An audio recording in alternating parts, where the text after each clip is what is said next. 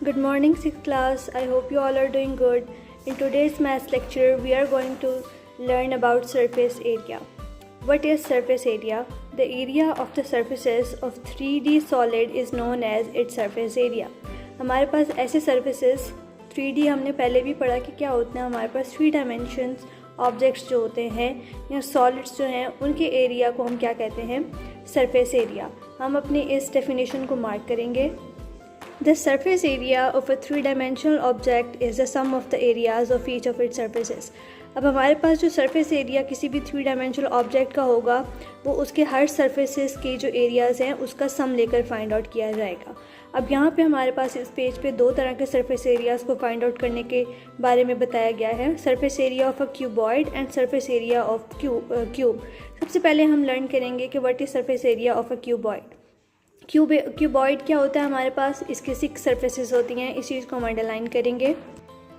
उसके बाद हमें एक फिगर दी गई है जिसका एरिया हमें दिया गया है लेंथ मल्टीप्लाई ब्रेड्थ करके फाइंड आउट करेंगे. उसके बाद हमें एक और एरिया दिया गया है ब्रेड्थ मल्टीप्लाई हाइट करके, और उसके बाद एक और एरिया दिया गया है length multiply height.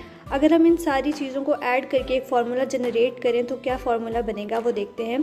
Total surface area of a cuboid is equals to square bracket into length multiply breadth plus into breadth multiply height plus length multiply height. इस तरीके से फार्मूला जनरेट होगा हमारे पास. इस फार्मूले को हम अंडरलाइन कर लेंगे. Total surface area of a cuboid is equals to 2 into length multiply breadth plus into breadth multiply height plus length multiply height.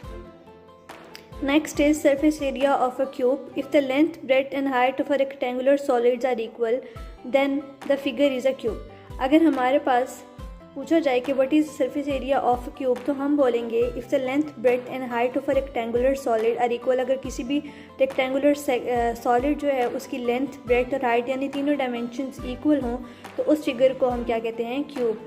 We will underline this line. Total surface area of a cube क्या हो जाएगा? 2 into length multiply breadth plus breadth multiply height plus into length multiply height. But for a cube length is equals to breadth is equals to height. Cube के लिए हमारे पास हमने first line में discuss किया कि लेंथ, ब्रेथ और height तीनों चीज़ें क्या हो जाएंगी? एक दूसरे के इक्वल हो जाएंगी. तो फिर total surface area of a cube क्या होगा? 2 into length multiply length multiply length and length multiply length. अब ये सब लेंथ मल्टीप्लाई लेंथ क्यों? क्योंकि तीनों चीज़ें इसके अंदर क्या आ रही हैं? इक्वल आ रही हैं. Total surface of a cube फिर क्या हो जाएगा? 2 into length multiply length plus into length multiply length plus into length multiply length. Total surface area of a cube जब हम इन सबको मल्टीप्लाई करेंगे तो स्क्वायर में बन जाएगा. L will be multiply with L and it will give us L square. इसी तरह बाकी दोनों भी हमें एल स्क्वायर देंगे and then we will add these 3 L squares and our answer will be 6 L square. Okay, so let's solve the question of exercise related to these formulas. Let's read the question number 9. The walls and the ceiling of a room are to be plastered. हमारे पास एक जो room है उसकी wall और ceiling की उसको plaster करना है. The length, breadth and height of the room are 9 meters, 6 meter and 4 meter respectively. Length, breadth और height हमारे पास बताई गई है 9 metre, 6 metre and 4 metre respectively लगा दिया तो इसका मतलब है कि लेंथ हमारे पास 9 मीटर होगी, ब्रेड्थ हमारे पास 6 मीटर होगी और हमारे पास हाइट 4 मीटर होगी. जो जिस सीक्वेंस से चीज़ लिखी गई है उसी सीक्वेंस से नेक्स्ट चीज़ उसकी होगी. Find the cost of a plastering at the rate of ₹100 पर स्क्वायर मीटर. हमें फाइंड आउट करना है कि उस प्लास्टरिंग को करने में कितना कॉस्ट आएगा पर 100 रुपीज़ 100 पर square metre. Let's look at the solution. Here is the solution for question number 9. Length हमें दी गई थी 9 metre, breadth is equals to 6 metre, height is equals to 4 metre. Cost of a plastering we are suppose to find. Let's look at the formula.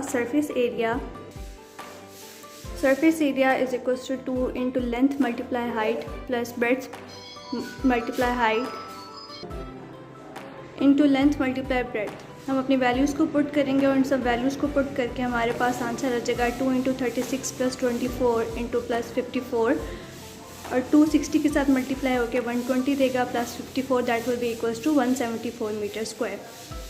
Now we are supposed to find the cost. So cost of a plastic find out करने की ज़रूरत है हमें, तो उसके लिए हम अपने 174 को मल्टीप्लाई कर देंगे 100 के साथ और हमारा आंसर आ जाएगा 17,400 रुपीज़।